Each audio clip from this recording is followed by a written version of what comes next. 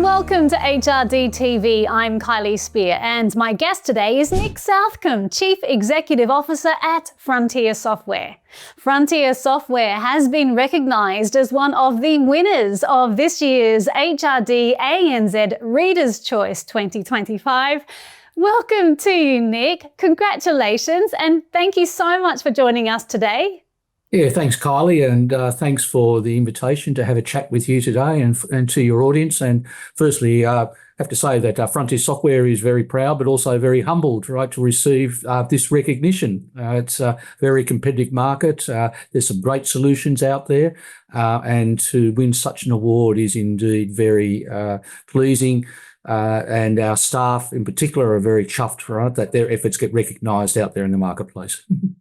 Well, firstly, Nick, Frontier Software has been family run for more than 40 years, with both employees and clients staying well above industry averages.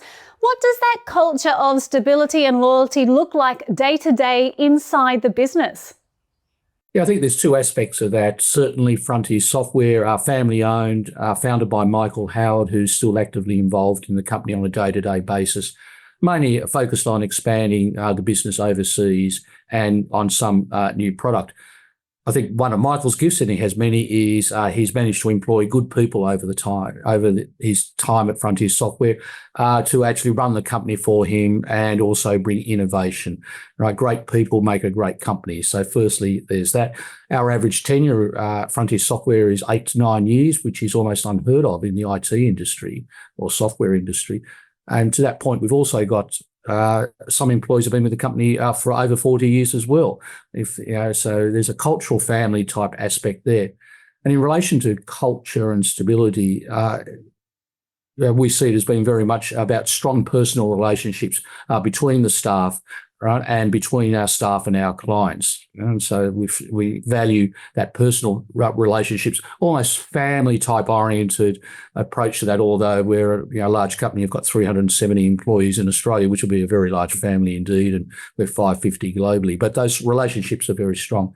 And the other thing about the culture is, even though there's that family approach or feel about it, is we still are a business and we run the business professionally. Staff, for instance, know very much what's expected of them. They have clear expectations, and that comes out as a positive in our staff engagement surveys. And indeed, this year we were rated by the Great Places to Work in Staff Engagement Survey as Frontier Software being a great place to work. So we're doing something right, and it's... As you've mentioned, Michael founded the company in 1983, and you've spoken about his focus on client-centric innovation. How does that founding vision still influence your decisions and strategy today? I think there's two parts to that answer as well. Firstly, client satisfaction is a major driver. It appears on every PowerPoint presentation that we do internally and externally about our commitment to that. And to the point, in Frontier Software Australia, client satisfaction is the first KPI for every employee in Frontier Software, regardless of their position. We certainly believe that every employee impacts client satisfaction in some way. And what I require of our team here is that every time they are making a decision or about to commence some sort of task, they ask themselves how this is possibly going to serve the client. And if indeed they don't have a positive answer to that, then question themselves if they should actually be doing it.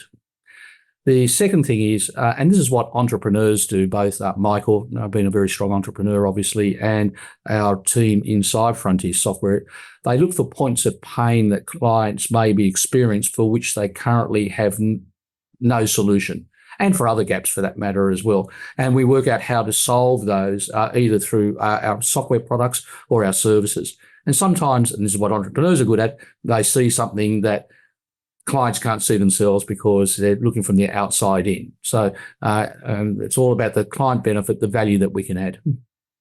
You've said the standard you walk past is the standard you allow, and that philosophy guided your focus on employee engagement, quality, and customer satisfaction.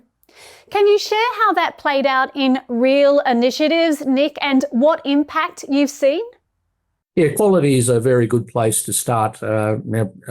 Quality in software products, particularly payroll, right, needs to be very high. everyone needs to be paid accurately and on time. So there's very little tolerance for poor quality in a software product, and also the HR modules as well, because it is about people, and we very much understand that our systems impact personally, right? Everyone who the system touches, right? And that's more than 1 million people in Australia, for instance. So it's about setting standards and continue to improve those standards on an incremental basis. So every year, right, when I sit down with my senior managers and we talk about their KPIs for the year, we're continuing to raise the standards on what's an acceptable turnaround time for customer satisfaction, what's acceptable turnaround time on product quality, what's our defect rate, right, and increasing on that. So it's a focus on that year over year, and I'm very proud to say that in my time at Frontier Software that our software quality has improved substantially. Still, right, it is software and bugs do get in, and so we need to continue to work on decreasing that and also improving our turnaround time. But from our formal client satisfaction and staff engagement surveys, we get those results and we sit down as a leadership team and proactively analyse them to search for opportunities for improvement. And we set initiatives and we proactively manage them through their implementation. In fact, we meet, the senior leadership team meets every month, right, specifically on those types of initiatives, our staff engagement and client satisfaction. And next meeting is next Tuesday, indeed, right? Yeah, so there, and we do that. And of course, in terms of quality, standards that you don't allow, we do have, of course, a no tolerance policy on any inappropriate behaviour or things like that, either internally or externally. So, we're very professional like that. The other thing I'd like to add to that is that everyone at Frontier Software is encouraged to challenge the status quo, right, on question anything and everything. And being a 40-year-old organisation with consistent ownership, quite often there can be laggard processes there, and so the thing I really hate hearing is, oh, that's the way it's always been done. Right? And it might be a good reason why it was done that way originally, and indeed, right, there may be a good reason why to continue to doing it that way. But please always have the courage to challenge what's going on. And when I meet every new employee at Frontier Software, they come and sit and have a chat, I make that very clear to them, because new employees are often very good, right, to challenge and bring in new ideas and innovative ideas. And this approach overall has resulted in year-on-year improvement in our staff engagement, the quality of our products and services, and customer satisfaction. And I do certainly believe that the foundation of staff engagement, right, is the pillar that drives customer satisfaction and quality as well. Some of your clients, from the Salvation Army to smaller organisations like the Northern Territory Primary Health Network, have achieved remarkable results with ichris. What stands out to you about the difference the platform makes in practice? Firstly, ichris and the crisp product range that's been in place in Frontier Software Australia, or in the Australian market, for 40 odd years, right, was firstly built and designed with Australia in mind. And we've been able to be very successful with that same product build in other countries, New Zealand and the UK and around Southeast Asia as well. But it is firstly an Australian designed and intended product. And ichris is a highly featured and functional HR and payroll product. And in payroll in particular, which in Australia has its challenges, has been a complex payroll environment, it is highly capable of handling the requirements of diverse industries and professions, and the payroll requirements for small organisations, as you just mentioned, to large organisations, enterprise class organisations. Our largest customer, for instance, is about 90,000 employees. Our smallest customer is like 40 or 50, and around that, right? So it's highly flexible in that regard, and also because it's highly configurable by the client as well. So it's easy for the clients to adapt it and to their own specific needs, right, along that line. So I think that's very key, right, in success, and that works in both the payroll modules and the HR modules. Also, I'd say that a point of difference here is that ichris is also a truly integrated solution. Every payroll and HR module is built right from the ground up by Frontier Software and integrated into the same platform. It's not a mashup of different standalone products or modules that may have been acquired over time and integrated. So that is also a significant feature in our product, which eliminates potential integration issues and things like that. So for those who are using multiple products, I would also posit that the ichris solution is cost effective. We're talking about a tier one product, certainly in payroll and whatnot, but not at tier one prices, I would suggest. Whilst it might be cost effective in terms of our behaviour and our support and the way we approach our customers and everything like that, it's our goal that we behave and deliver like a tier one organisation. And finally, Nick, Frontier Software allocates at least 25% of annual revenue to R&D, which is a major commitment. How are you deciding where to focus that investment, and what opportunities do you see for HR and payroll technology in the next few years? Yeah, well, when deciding, yes, and 25% is a significant number. And when we're talking to prospects and customers and we talk about the breakup of our the makeup of our staff, our workforce, you can actually see compared, with very few in the sales area, the vast majority of our employees are focused on product and customer service. So we think that's a strength as well, which has contributed to our success. Again, like I was saying earlier,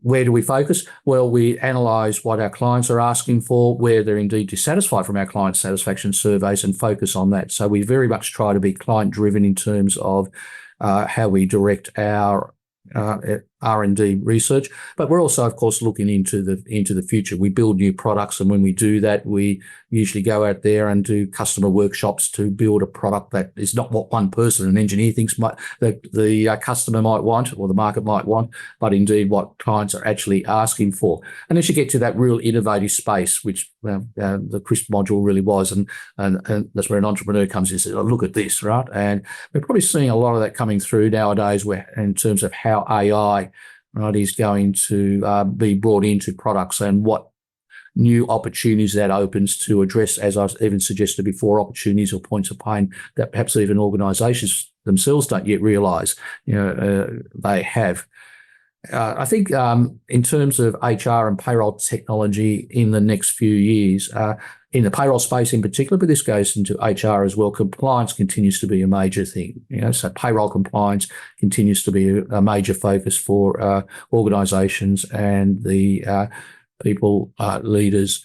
And there is, of course, compliance around the HR space, making sure people have appropriate accreditation where it's required and things like that. And we're seeing greater focus on that through government legislation, which includes punitive fines and other things for organisation leaders, and not just organisation leaders, indeed, for individual officers within companies can be individually fined now as well. I think in the next few years, we'll see, even now, more focus on the user experience, particularly for HR, like that, more move towards self-service, right, as we're seeing, the ability for employees to do things themselves and interact with the HRIS systems automatically. And user experience doesn't necessarily mean, what you do on the keyboard now or what you do on your mobile phone, tapping away. User experience could be more what they call touchless interface, where you're actually talking to the application and say, do this for me. So I think that that will change. And the introduction of AI here facilitates that. When they're talking about agentive AI, we have these individual AI agents actually handling specific tasks, which employees will be able to talk to directly and say, hey, do this for me, right? Or change this. I need to change my home address, right? Or I want to apply for leave, right? Or here's an expense that I just got. Use the phone to click it. And there are systems out there that do that now, or approaching that type of thing. Or I've just got my accreditation for certifications for this. Right? Can you update the record for me and here is a copy of the certificate. And that's so the self-serve there also takes a lot of pressure off the HR professionals in the back office and the payroll professionals in the back office. So there'll be greater efficiencies there, and that will then free them up to do more strategic and value add work rather than the admin type work. And I certainly am a believer that AI is not going to replace people. Right? AI is a tool. I know in my experience that when I use AI, it saves me time. But so what do I do with that extra time I've saved? More work. So I think that's the future. Fantastic. Well, thank you so much for your time today, Nick, and huge congratulations once again to Frontier Software on your clearly well-deserved accolade. Yeah, well, thanks, Kylie, and I appreciate the compliment, and thank you very much for the opportunity of talking to you today and to your audience. And that thanks comes from not just from me, but the entire Frontier Software team here. They're very proud of this award. And thank you, of course, to our viewers for watching the latest episode of HRD TV. We look forward to seeing you again soon.